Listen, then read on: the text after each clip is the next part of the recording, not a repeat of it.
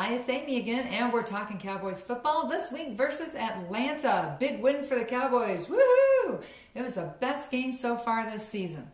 This game gave me hope. This game makes me want to be a believer. I'm not quite there. I want to be, but I just can't bring myself to go over the edge. So I'm teetering there, but I really do want to be a believer again. It's been a long time. I want to be a Cowboys believer again. So this game pushed me much closer to going over that edge. Let's see. Miles Austin had a monster game against Kansas City.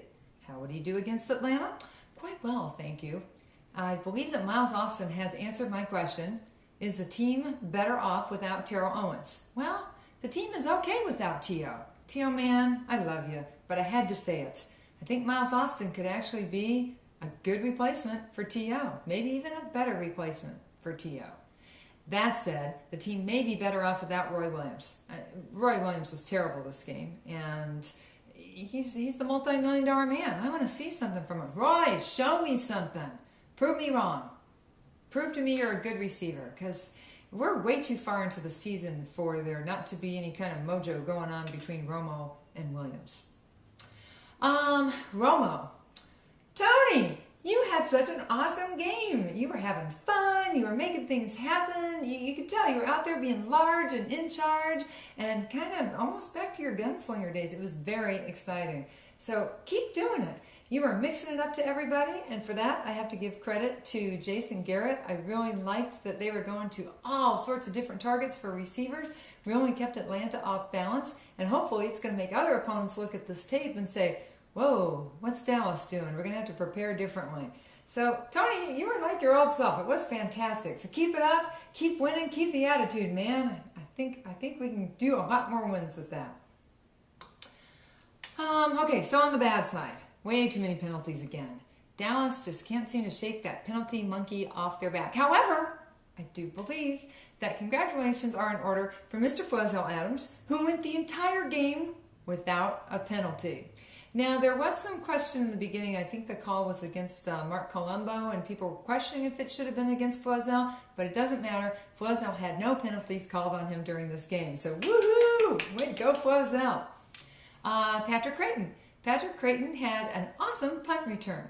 He was so lousy last week. Again, the inconsistency drives me crazy. So he really stunk up the field last week, and I heard he got demoted during the week. And he came back and decided to take a punt return all the way into the end zone. So, fantastic.